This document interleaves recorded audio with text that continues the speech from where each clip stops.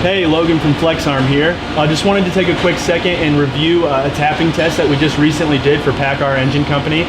They sent us in a couple of engine blocks for us to tap, and a representative came up as well.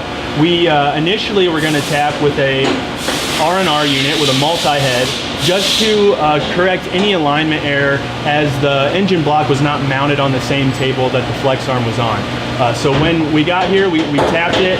It worked beautifully, and they loved it. We conveniently had a GH-24 model, a hydraulic tapping arm right next to it.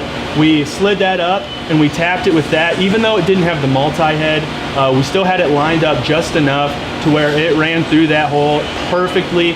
And as soon as it went through, the representative from Paccar looked at us and said, "This is the one I want."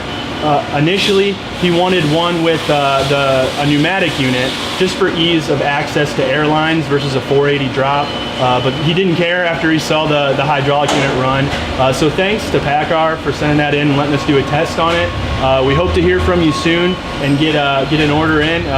Hopefully you come back for more. But this just goes to show that multi-head is perfect, especially if you're tapping on something where the FlexArm isn't mounted on the same surface. And if you want to hear more about that, give one of us a call here at FlexArm. We'd be happy to help.